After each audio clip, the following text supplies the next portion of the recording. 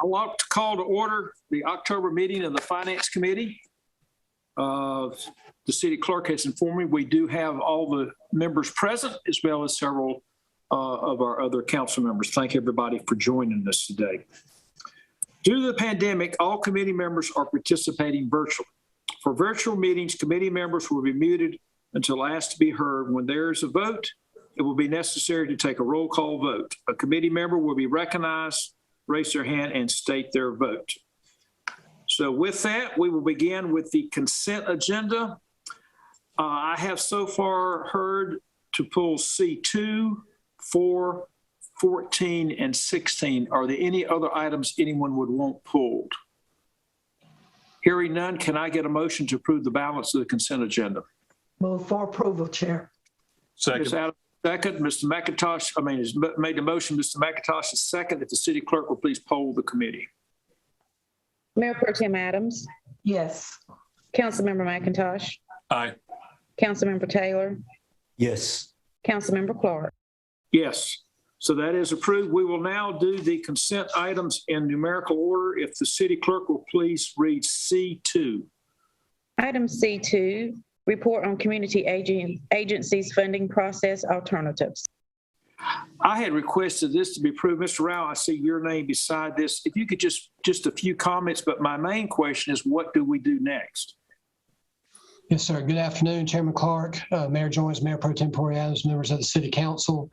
So this report basically summarizes the discussions that staff had with the mayor and council members last fall to discuss our community agency funding process. Some of the ideas that came out of that process are summarized in this report. There are four mainly. One being the tie total funding to revenue streams. 2, to allocate funding to program and strategy areas. 3, to cap the city's contributions to programs. And then 4, to do more robust monitoring.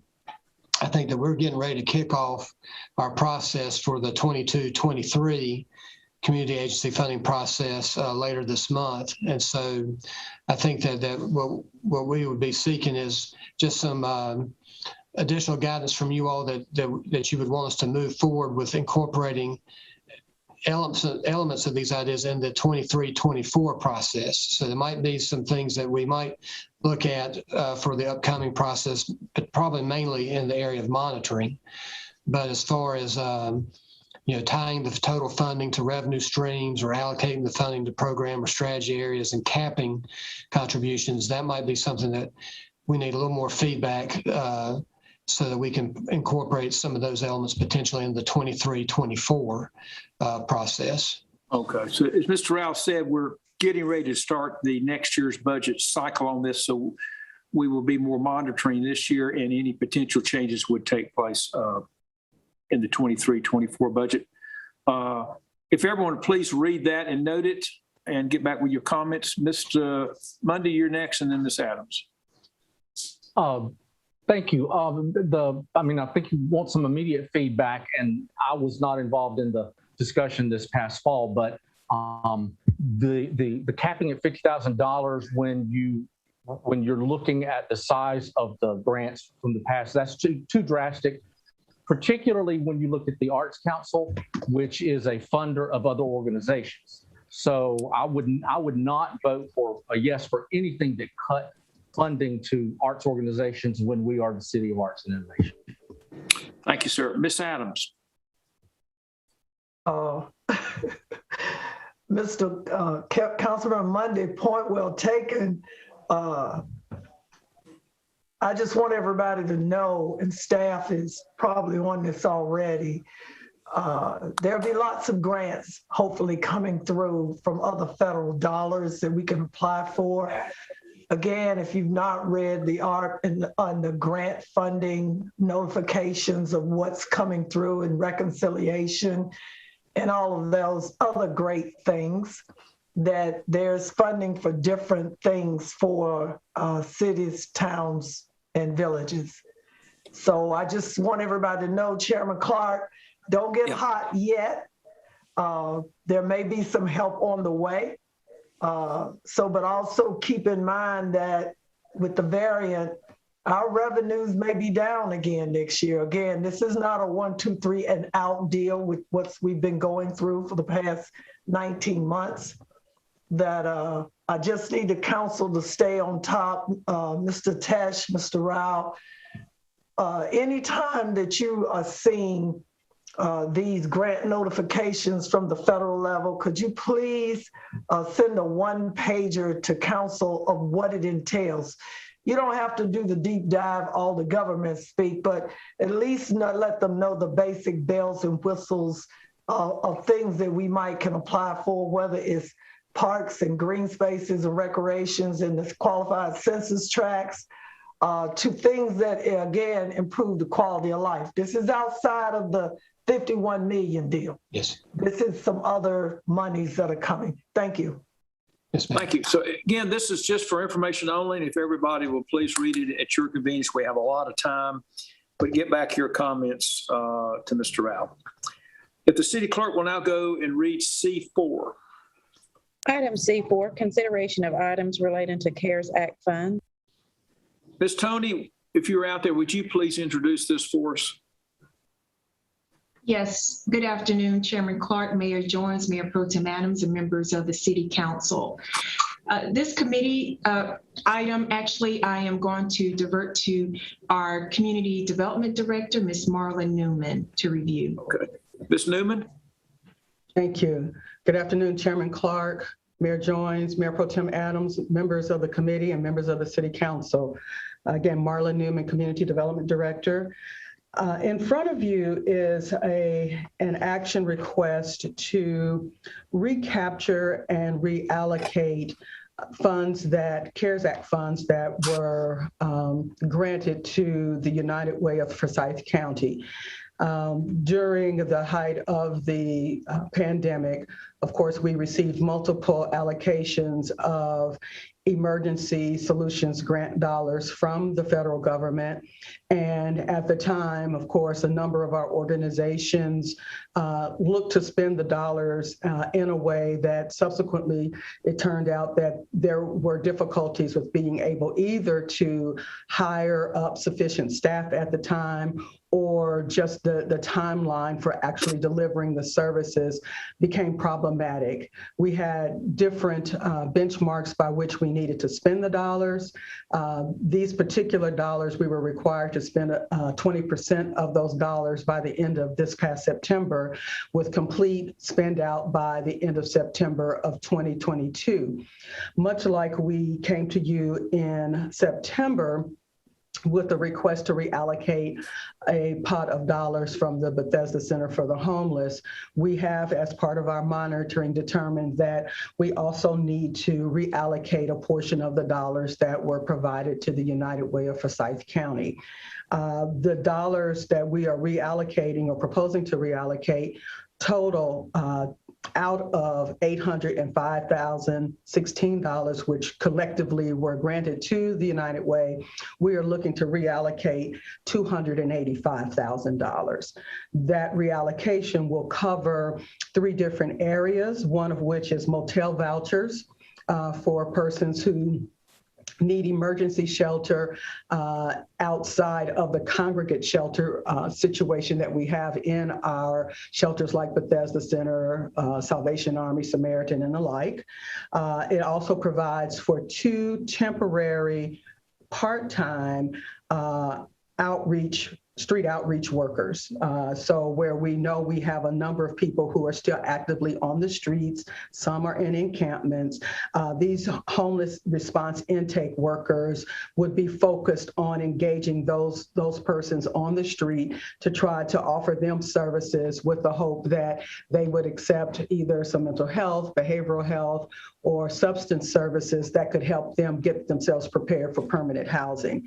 And then the last area that the funds would be used for is rental assistance as part of what we call the rapid rehousing program. So making more funds available to assist with actual rental payments for persons experiencing homelessness who have been able to get some shelter in an apartment but need some additional assistance. And so we are coming to you and asking that you support this reallocation of funds so that we can continue some of the work that we're doing in response to the pandemic. Thank you, ma'am. Any questions or comments? Ms. Adams? Yes, thank you, Ms. Chair Clark. Ms. Newman, you mentioned that, okay, we know that the money is being reallocated from United Way because they weren't able to use their funding based on numerous reasons. But who are the three agencies or agencies receiving the $285,000 outside of United Way? Do you have any idea? They have not totally been identified. So the motel vouchers, for instance, that comes through like our 211. So if there's a call for assistance, the 211 is managed between United Way, and then we're looking at also partnering with the state 211 so that that could be a clearinghouse for use of the vouchers. So we're doing outreach to those agencies that we know have a successful track record of being able to utilize the funds. So we're not totally sure on each of the areas as of yet, but I know that with the motel vouchers in particular, we've done outreach to the 211 to see if they could partner with us on this. Okay. Ms. Scipio, you had a question or comment? Yes, that was the same question that Mayor Pro Tem asked. Thank you very much. Thank you. See another question? Yes, Ms. Newman, could we get, I know everybody tired of getting, but it helps all of us to know what's going on. Could we get a report, and you probably already have it, a simple report matrix that tells us again, update on whether these agencies, they use the money, again, like you've said before, told us before, how they use the money. How many actual touches did they make with the money? Like if there's an agency that did supplied rental assistance, how many rental assistance or people did they actually help? How many motel vouchers did we give out with the differentiated CARES, COVID, and all that other money that came down in different buckets from the feds and the state? Thank you. I move for approval, Chair. Thank you. A motion to approve C4. Is there a second? Second. A motion second to approve C4. Is the city clerk, please poll the committee. Mayor Pro Tem Adams, Yes. Councilmember McIntosh, Aye. Councilmember Taylor, Yes. Councilmember Clark. Yes, that is approved. We will now go to the next item, which was C14. If the clerk, please read this one. Item C14, resolution authorizing the purchase of a lot in support of the city's affordable housing objectives. Ms. Tony, could you introduce this to us? Yes, thank you, Chairman Clark, and good afternoon again. So this item is about a lot that is available for purchase on Peters Creek Parkway. This is in line with City Council's most recent strategic objectives and priorities around affordable housing. So the lot contains 5.33 acres. It is listed for sale at $266,500, and the appraisal value is $239,850. The tax value is $233,900. So this resolution will authorize staff to proceed with the purchase of the property as stated in this resolution. Okay, I don't know who asked this to be approved. Does anybody have a question or comment? Mr. Chairman, John Larson. Yeah, Go ahead. This is your ward, John. Go right ahead. Yes, thank you. It is South Ward. Thank you for the opportunity to talk. This piece of property has been on the market for some time and actually is facing out on Sides Road rather than Peters Creek. I don't think access to Peters Creek is going to be possible based on what DOT has suggested previously on developing these lots. So it is going to have an impact on Sides Road. What I'm most curious about is if the city pays $250,000 for this piece of property and we take possession of it. it's certainly developable land, and it's certainly available to any developer to come in and put housing or apartments on it or whatever the zoning will allow. However, if the city takes possession of it, presumably we have some skin in the game as to what actually gets built on the property. And I'm very anxious to sort of understand what the process of distribution of the property will be for development purposes. I know the city's not in the building business, so I have yet to hear what the aspirations are to put buildings or occupancy on this piece of property and how we will go about doing that. And more importantly, what public comment and review will be involved. So far, I don't think anybody in Kingstree understands what's going on here. And we have certainly had an explosion last time this area was being discussed for putting it in. It's probably going to be James Taylor's problem when we reallocate and after we rezone as a result of the census. People probably pick this hornet's nest up. I want to be very careful about how we proceed. I think there's an opportunity here maybe for something that's compatible to Kingstree neighborhood, and it is a less density than what has been proposed in the past, and yet meet some of the housing needs. The South Ward, as we'll see later, has absorbed a lot of population in the last 10 years, one of the largest areas of growth in the city. And so certainly they've had their share of accommodating additional housing units, particularly in workforce housing has been built. Several apartment complexes have been built accommodating that. So what I want to hear basically from the city before I can support this is what the plan is for the city to quality control the development that goes on that site and what our involvement will be after we acquire the property to make sure that something that's done is compatible to the neighborhood and there's a process for neighborhood involvement and comment as we go along. So somebody answer me sort of how we're going to dispose of this property. Ms. Tony, would you like to comment or anyone? Okay. All right. Thank you, Councilmember Larson, for that question. At this time, we are simply acquiring the property. I think you raised some great points as to next steps. And so the council's number one priority was to acquire property, set it aside for affordable housing. The Community Development Department is going to come back to council with an affordable housing plan, a kind of a scope of what that would look like. There will be opportunities for public input for select sites.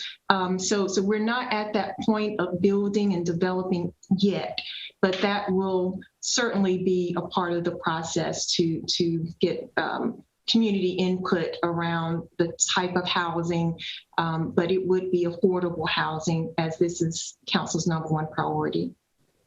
If I could, Yeah, Mr. Larson, you want to comment on that? could I follow up a little bit on that? I think the real question I have is, land banking property. We have a lot of property in this city that even the city already owns. And I'm yet to hear sort of the process in which we're disposing of it and how we're controlling what's getting built on that site. And it's one thing to say, oh, we're going to build affordable housing, but is it going to be tiny houses? Is it going to be a cottage court design? Are we doing something innovative? Are we doing more of the same that we've done before? I mean, I'm hoping that if we are involved actively, going to be active partners in developing a site, that we'll do something that is creative and meaningful, not only to the city, but to the neighborhood in which it's being placed. If we don't do that, then I think we're going to have a hornet's nest of citizen objection to it. And I would like to avoid that in my ward if possible. I'm not objecting necessarily to the idea that it will go residential, it will be developed, because I think that's always a possibility from the private sector. And I think the fact that the city's involved could be a safeguard to ensure that whatever goes there is compatible and reasonable. But I need assurances from the city that there's a process to allow that to happen. And I'm not sure I understand what that is yet. Mr. McIntosh. Yeah, Councilmember Larson's comments sort of dovetail into a conversation that I've had previously with Mayor Pro Tem Adams and also just early this afternoon, Councilmember Scipio, is that we need to have a defined housing policy that says what we want to see the most out of the dollars that we spend. And here we're getting ready to spend some dollars. to me, the cost is quite effective. I think this is a good buy. That amount of money for that piece of property, I think, is a relatively good deal. So I think we should do it. But then, as Mr. Larson said, I think we have to have some sort of a process to guide us to what actually goes there. This is an opportunity to be creative, to do some RFPs, to let people bring us their creative ideas. I don't think we need to be in the development business, but we need to cheerlead and incent people to bring us really good design that satisfies both the neighborhood and our number one priority, which is affordable housing. Ms. Adams. Yes, thank you, Councilmember Larson and Councilmember McIntosh for your comments. If everybody kind of remembers, we've talked about this a lot, that we don't have like a ready, set, go tomorrow, next month of what we're going to do with the property. But there's one thing for sure. If there's available property that we see as a value that checks the boxes of grocery stores, bus stops, people being able to get around, and not just on one side of town, but all sides of town, we will be looking at that as we go forward. But the one thing, and we will engage the community, and hopefully it will not become evident that we have more NIMBY people than we have inclusive people in this city. I would like the council to think on that, the plans as to what we're going to do will definitely be transparent with us, each other, staff, and the city and the community. But we need to start looking at when we have an opportunity to buy land at a great price value that we can offer up to developers along with our suggestions and recommendations and requirements of what that affordable housing piece looks like, whether it's single family residential or whether it's multifamily, duplex, tiny house, whatever.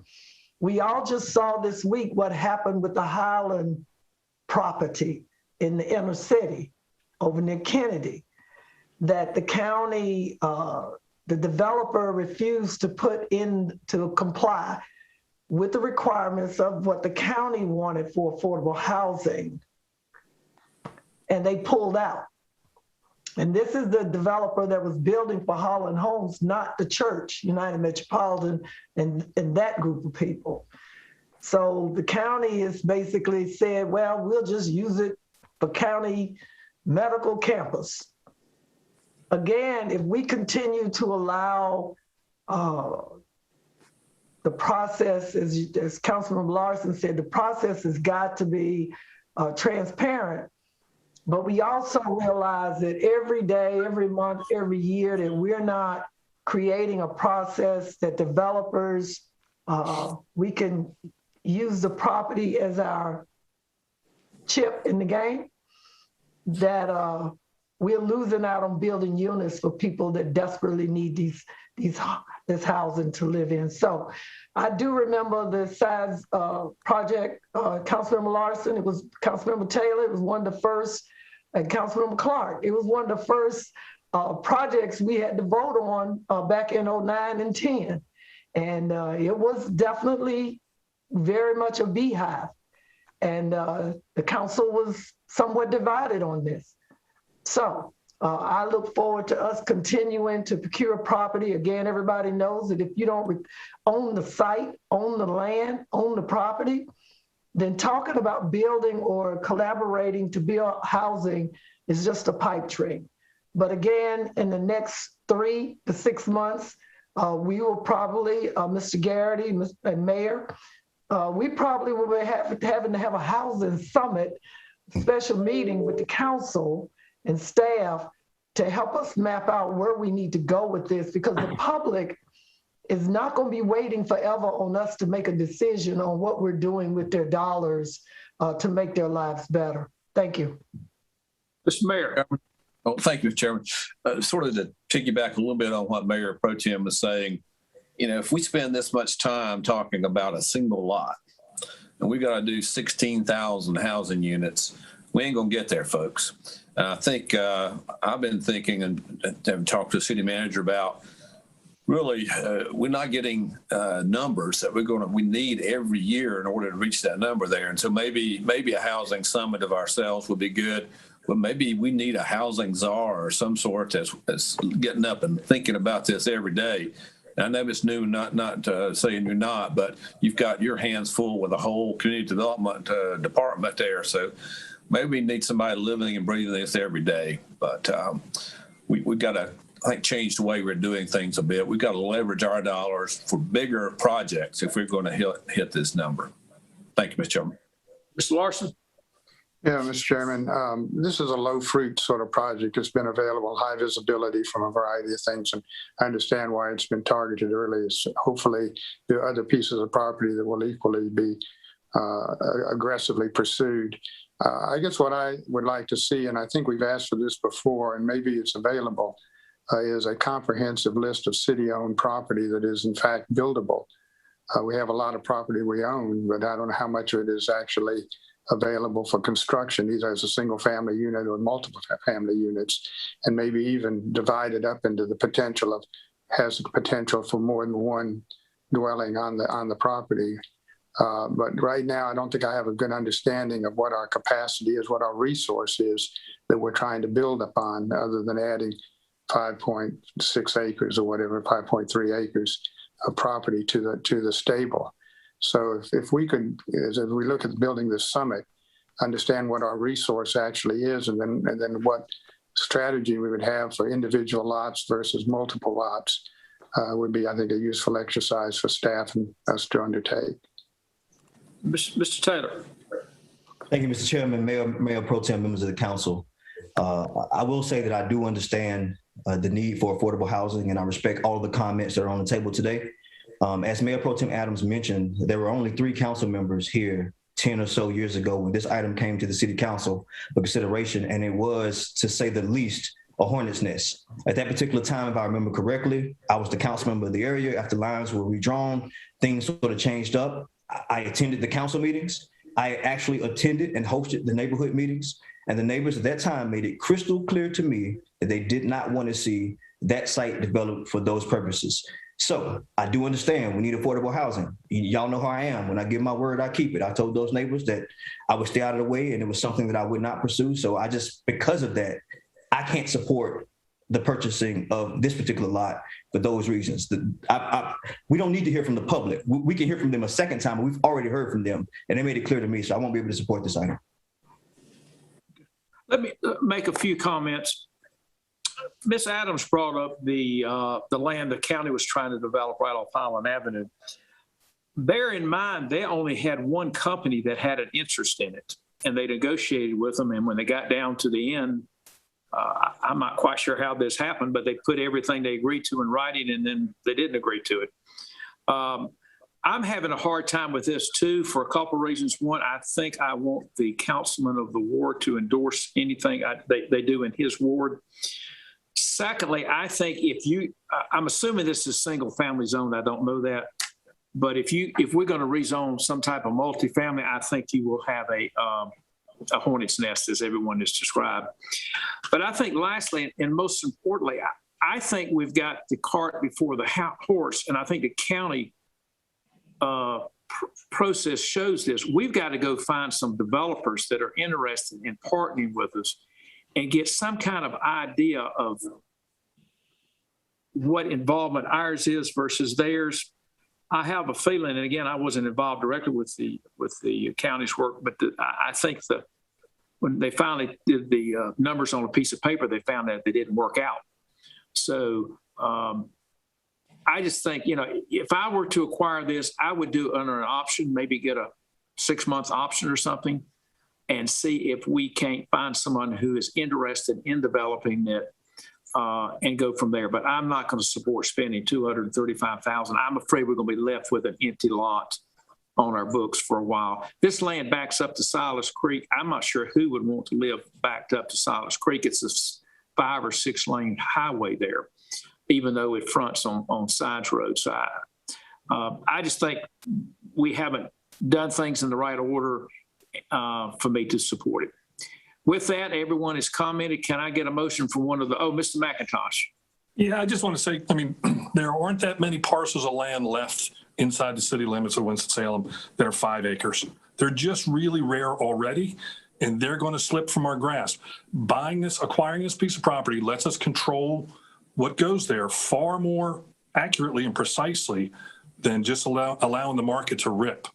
So if we say we're going to bring proposals in, we're going to vet them first, knowing full well that the public's going to be involved, I think we diffuse a lot of battles going in that direction versus having a developer come in and say, spend a bunch of money, I want to do this, and then have everybody blow up and say, no, it's not going to happen. This Control is everything. Been empty forever. I don't think anything's ever been on it. Well, because most of the proposals in the past have been very high density commercial or very high density residential. Which doesn't make sense given that it fronts Silas Creek. Anyway, can I get a motion from a committee member? Motion to approve. Second. We have a motion and a second to approve C14. If the city clerk will please poll the committee. Councilmember Adams, or Mayor Pro Tem Adams, Yes. Councilmember McIntosh, Yay. Councilmember Taylor, No. Councilmember Clark. No. I guess we'll send this forward with a 2-2 vote. Can I make one more comment, Yes, Chair? Councilmember McIntosh is right. If we don't control the process and the outcomes, we see what developers are doing in buying up properties and houses and land in the city. And a 5-acre lot is prize money. If they buy it, and Aaron, Mr. King, or Mr. Murphy, what is the zoning right now for that? Good afternoon, Mayor Pro Tem. I'm sorry. Good afternoon, Mayor Pro Tem Adams. That property right now is zoned RS9, and I think the zoning case that was being referred to earlier, I was just doing a little research, I think came in 2016, and what was being contemplated at that time was RM12S. It had 3, if I'm looking at the site plan correctly, 3 3-story buildings with kind of an internal parking lot included with that. I don't think when staff brought this to council initially for discussion, we were thinking anything along those lines in terms of intensity. I know that the area plan recommends 0 to 8 units per acre. There's a few ways you can do 0 to 8 units an acre. You can do completely single family detached units, kind of on cluster lots. You can do some attached 1-2-story townhome units like you see in other parts of town, or you can do a variety or combination thereof in a way to get up to a number probably somewhere in the order of 30-ish to a maximum of about 40 units for this site. So it's not a huge number, but there's some ways to do it and do it in a way that I think is compatible with the neighborhood and also find ways to mitigate some of the traffic concerns along Peters Creek Parkway. Thank you. That's all I That have, might be Chair. nice information to give on the for the council meeting. Ms. Scipio, you had a comment. No, sir. Okay. Anyone else? We voted on it. Oh, Mr. Mundy, go ahead. Yes, this is just a question to anyone who can answer it. Is there any reason we could not sell this property if we held onto it for 3 years, 5 years, and determined there wasn't a feasible housing project? Is there anything that would stop us from selling? That's question one. And question two is, what is the likelihood that that land would depreciate in value versus appreciate? Well, the chair will give his opinion. You can't sell it unless you have a buyer. It's been empty since the indigenous people were here. I don't think anything's ever been on the land. And there's a reason no one has bought it and built single-family homes on it as of this point. I think the market's been very vocal in not purchasing this land. Anyway, that's my opinion. Mr. Larson. Yes, Aaron, what can you tell us what the area plan calls for the use of that property? Yeah, it's coded in our yellow code 0 to 8 units per acre. And I think for the area plan, the wording is primarily single family, I think is what the wording in the area plan references. I thought they declared that as public parkland. Okay, our city attorney would like to make a comment.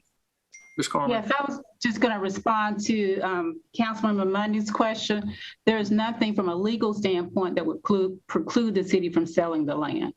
Okay, I'm going to recognize Mr. McIntosh and we're moving on because we've already voted on this. Mr. McIntosh, you can have the last word.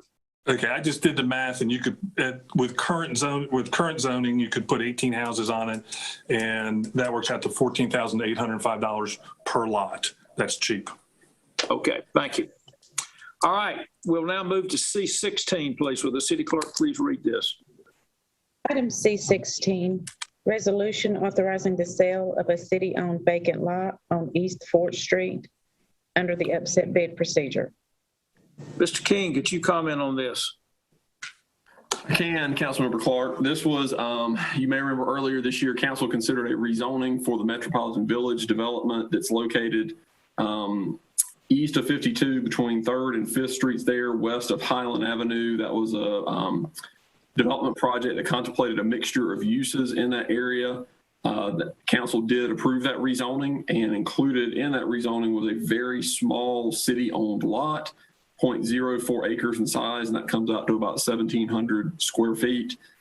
We did receive an inquiry from Liberty Atlantic about the opportunity to purchase this parcel outright so that it could be incorporated into the Metropolitan Village development.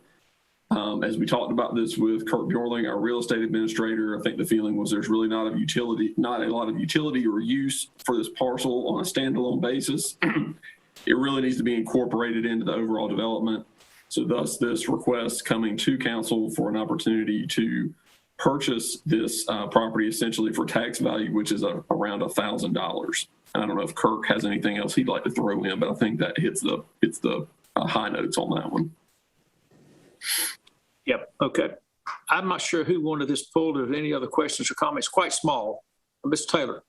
Yeah, I have a few questions on this particular item.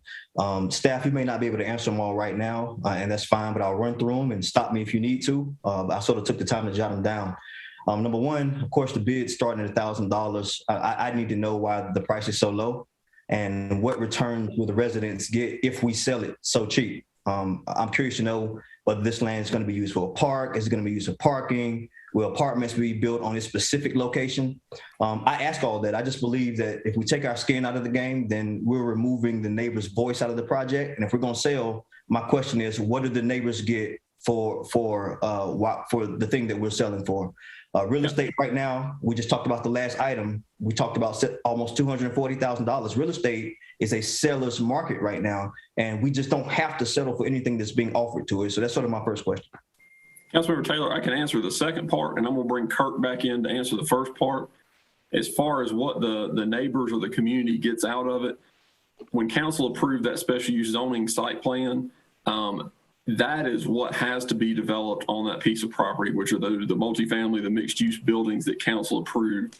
That is the only thing that can occur on that property unless someone were to bring back a revised site plan to council for them to consider that. So as far as what could be expected, while there's no specific deed restrictions tied to it, we do have a special use zoning that carries the day as far as what can be done. So that is what we can expect, I guess, from a development standpoint on that piece of property. I would let Kirk comment on how we arrived at the starting bid of $1,000 and any comments he'd like to offer on that piece of it.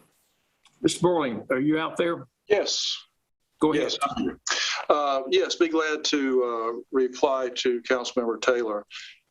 This property is part of the 324 unit workforce housing community that United Metropolitan is in partnership with PNC Bank and Liberty Atlantic to build workforce housing there.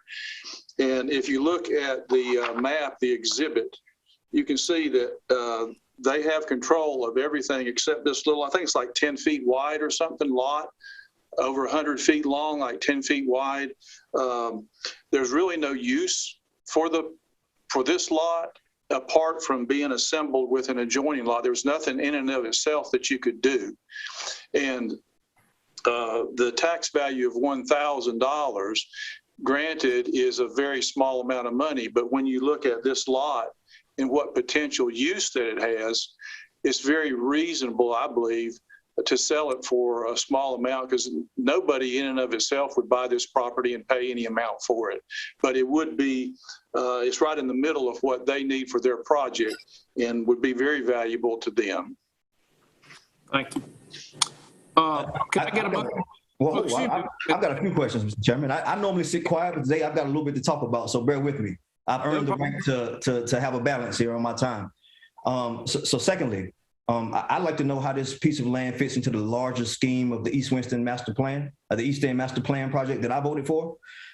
So my question is, what is the status of the East End Master Plan? And I have some strong feelings about that. I need an update because really we allocated $3 million to this particular plan and 4 years ago. And if we're not going to use that money, I feel like that money should be put in the general fund and used to help other areas that are going to use the development as it needs to be used. So what is the status of the East End Master Plan as it relates to this particular piece of property?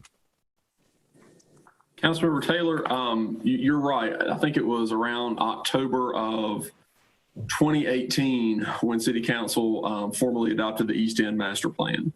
And as you know, that set forth a new vision for the area. This project, the Metropolitan Village project, is really the first piece, the first substantial project that has been proposed within the East End Master Plan area. So this is really a catalyst project. There have been some other smaller projects, but this is really the first one of substance. I know the council's also been asked to consider Rams Point, which sits on the west side of MLK. We had a discussion item for that. So that would be another substantial project that would take place within the East End Master Plan, but this would really be the first signature project within the East End Master Plan area. And I think the hope is completion or progress on this would be a catalyst to spur future development within the area. Thank you. Mr. Taylor, continue if you have any more questions. Just a few more. You Go ahead. mentioned several times that this is a 324 unit workforce development project. We know that construction costs are skyrocketing right now. So if someone could just update me on the proposed rents and the plan for allowing some of those residents who once lived in the neighborhood, who saw their apartments boarded up, they were asked to leave. What is the plan for allowing them to come back? I'm asking these questions around the fact that we have skin in the game. And once we remove that skin in the game, we have very little say about what can happen at this project. So someone can update me on that. So Councilmember Taylor, and I might speak out of turn here, but I'm going to give this one a shot. To my knowledge, the city has not committed any funding to the East End, to the Metropolitan Village project as of yet. We do not have any financial commitment to this project. Right. We also, as part of that, we do not have any control over what the rents would be within that development. I know when it has been presented to council previously that the developer intends for this to be a workforce housing development. I know that's been very clear in the materials they've offered. We, from a regulatory standpoint, don't have a way to 100% make that happen right now. And again, without any financial commitment to the project, we don't have the regulatory tools to enforce that. So any relocation of residents or anything of those nature, at least at this point, the city would not have a role in that piece from just a pure regulatory standpoint. I see Lee's on here, Marla. If I misspoke on any of that, please correct me. Mississippi, I'll get to you just a second. Ms. Taylor. And again, I reiterate, if we don't have any money in the game and we have property in the game, if we remove the property, we have no say. And what we're going to see, which is what everyone is afraid of, is textbook gentrification. And if we do things like this, we're actually helping them to do it. I mean, we're selling away our assets for peanuts, and that's just not what we should be doing. Lastly, I just want to be clear. We wouldn't be selling the land to a United Metropolitan. I heard somebody mention United Metropolitan, and thank them for doing this and for partnering with us. But this land won't be sold to them. It'll be sold to an out-of-town LLC. Is that correct? Now, we know and we trust United Metropolitan. No disrespect to our out-of-town developers. We love you. We want you to come into our communities, but be respectful. So this isn't to United Metropolitan. This is to an outside LLC, correct? To Liberty Atlantic Group, LLC. Assuming they're the high bidder now. Assuming they're the high bidder. Every facet of this concerns me. I'd love to hold this item in committee till I'm more comfortable with moving forward. If the committee wants to move forward, fine. I won't be able to support it until I know that the people who lived in the neighborhood, who got boarded up, are able to come back, and we have some skin in the game to be able to serve as a regulatory agency to make sure that affordable housing is in the East End as we voted for in the master plan. Thank you. Ms. Scipio, it's your word. If you would like to comment. Yes, Mr. Chairman. One of the things is that we did talk about when we rezoned that land months ago, a couple of weeks ago, whenever it was, the developer did talk about having housing for the people who are still living there. There are some apartments that the church owned, and those residents will be moving into the new area. They're the ones who are going to be moving into the new housing, along with some market rate housing as well as workforce housing. So the plan of the people who are currently living there, there's already a plan for them to stay there and move into the new units. They will be moving only once. After the new units have been built, they will move into that new unit at the rate that they are currently paying. One of the things is that the church, United Metropolitan, decided to have the developer buy the property, that little strip of land, instead of them. That was a decision that the church made so that the developer could continue to use the land the way they needed to. If we had sold it to the church as a nonprofit, then it has to deal with the greater good, the public use, and that kind of thing that they were obligated to. So this way, it facilitates their project moving forward without other delays. This is just a little sliver of land that we will never do anything with. It's just too small for anybody to build on. You can barely walk this little sliver. So if you look at the map, you can see just how small it is. The master plan for East End, this is the catalyst project for that master plan. It's right there what the plan says. And Councilmember Taylor, you referenced the $3 million that was designated for the East End. That money was given to or set aside for use by SG Atkins CDC. That is not part of the money for this particular development, but it was for SG Atkins to help them facilitate a project, their catalyst project in the East End Master Plan.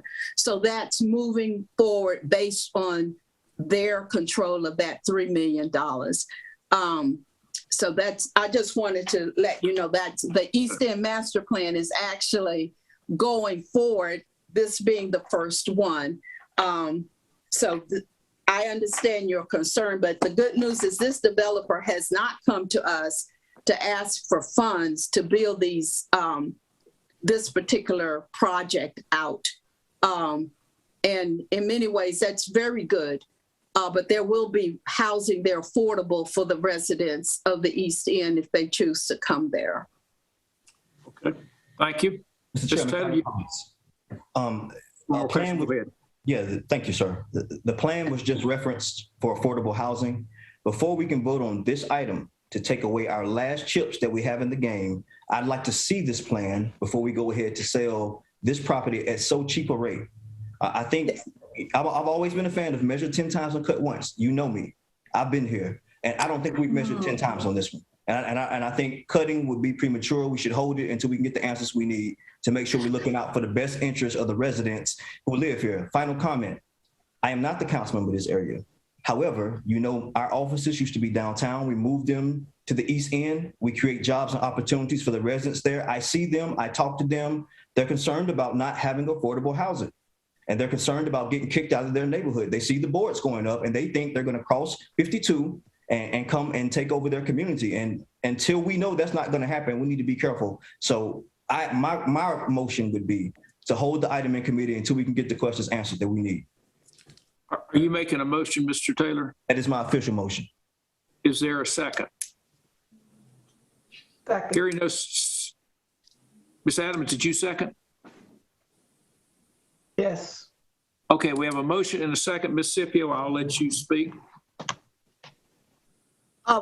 I just want Mr. Taylor to review the I don't know what meeting we had when we had that on, that we did receive the whole plan for Metropolitan Village, and it was presented to us in our packet and at the council meeting. So I think all your answers were actually given when it was presented for that zoning case. Okay, we have a motion and a second on the floor to hold the item in committee.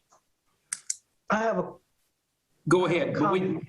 Yes, go ahead, Ms. Adams. Yes. This kind of goes back to what we talked about earlier. The fact that the size road property, if we own it, we control, we have stake in the game. This goes back to what happened with the county. They had stake in the game, but because the developer didn't want to do what they wanted to do so far as affordability is concerned, they pulled the rug.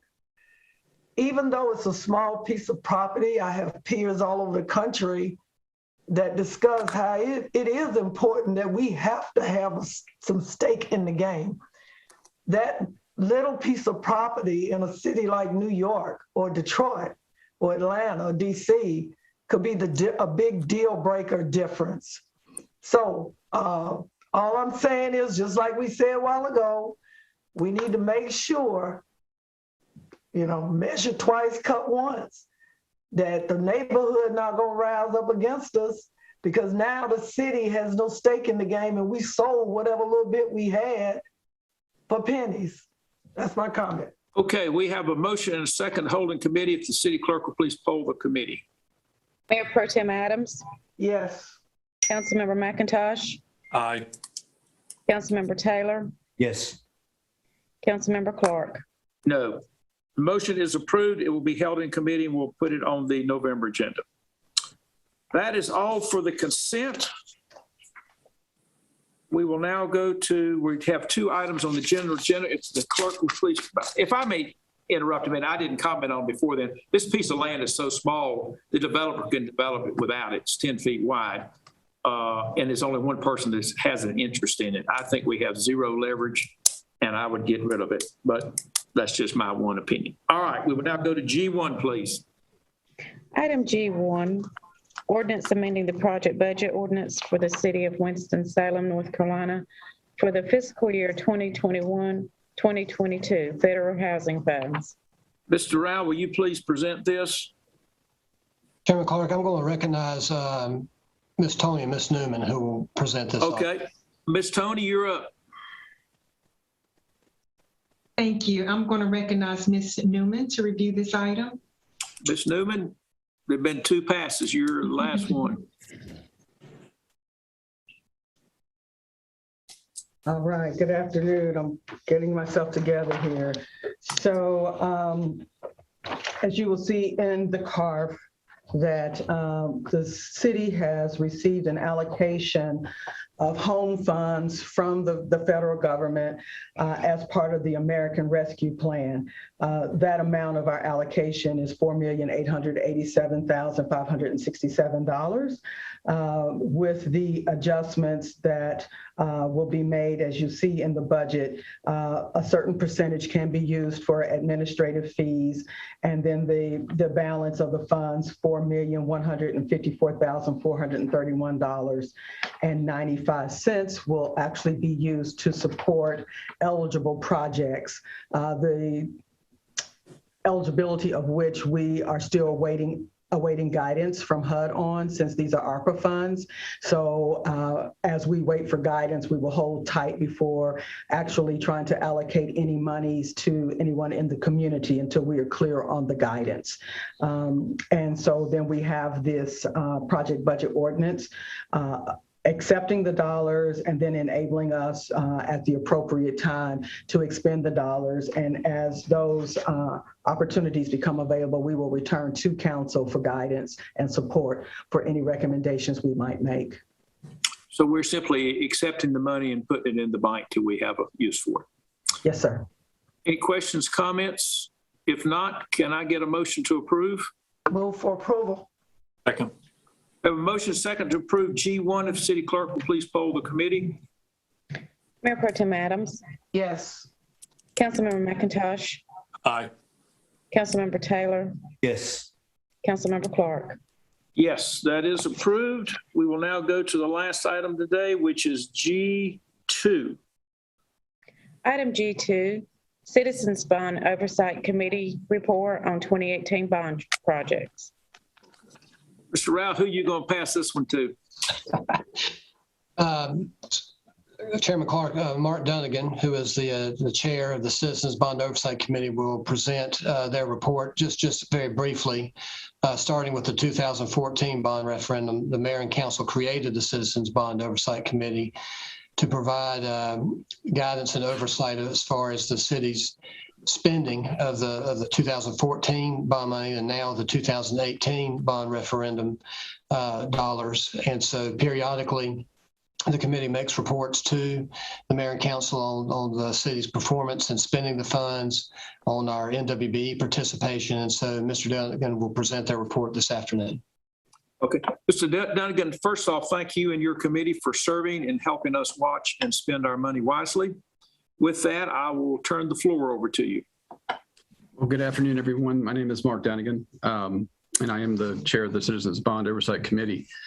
You should have this report in your packet, but I'm going to just point out a few highlights of the report and then ask for any questions. So what you'll see in this report is our assessment of making sure that the timing and locations of the projects are equitably distributed in all areas of the city. It's also got some information that the projects are built in a cost-effective manner within the budget targets. And then third, it has some information about how the projects are being built to acceptable standards of quality. In terms of timing and location of the projects, there are 108 projects in the 2018 bond referendum. 71 of those are in progress right now. 26 have already been completed. And then there's another 11 projects that are authorized and are still in the planning stages with work yet to get underway. You'll be able to see in the report how those projects break down between the 5 segments of the bond, and also how those projects break down in terms of the wards, each of the wards of the city. We think that those are fairly evenly distributed across the wards. In terms of budget and spending, approximately 90% of the funds have been committed that are part of that bond referendum, the $125 million, which includes a few $1,000,000 that have been I guess are generated from either 2014 bond transfers, matching funds from the DOT, and a couple of other funding sources, in addition to the $122 million that was in the bond. From an MWBE perspective, to date, 5 projects have been completed and reviewed. 3 of the 5 met or exceeded the participation goals, and all of the 5 projects met or exceeded the contracted participation requirements. So we feel like that's a really good track record with those.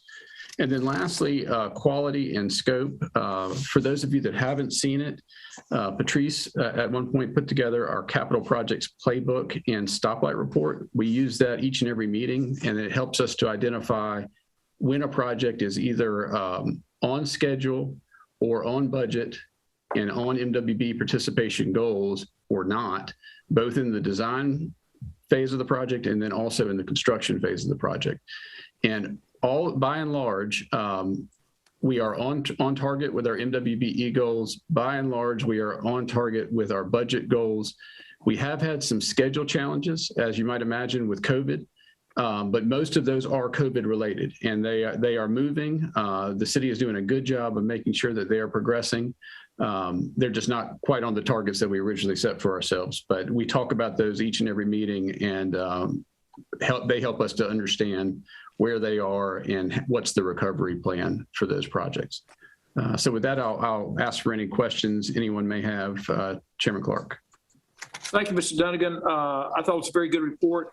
And I particularly like the fact it was broken out by ward so we can all kind of look after it. And I also like the fact that everything seems to be moving well. And I think particularly given the COVID situation, I'm surprised we're as far along as we are.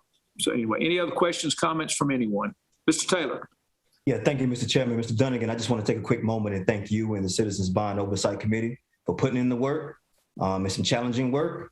Everybody doesn't like to do this sort of work, but you do it well, and we're a better city because of you and the team. So thanks again. Thank you. Mr. McIntosh. Yeah, I also want to echo Councilmember Taylor's comments about the amount of effort and work that goes into this just to stay up with it. I'm the kind of geek that actually watches these meetings and follows along. And it's important for us as council members, but also for the public to see how much effort and activity is actually going on, because most of it just remains kind of in the shadows to people. I've asked city manager that we get some pretty pictures maybe in the future of things that have been done so that people can see the really good work that's being done with their tax dollars. But thank you. I know, and it's amazing to see. I mean, your meetings are very well attended by the group that's on the committee. So I know everybody's putting in the work. So thanks to all of you. Thank you. Okay. That is all I have on the agenda. It is 5:33. Mr. Taylor, I believe your committee starts at 6 o'clock. So for those that wish to attend, it will start on time. With that, we will stand adjourned. Thank you all very much.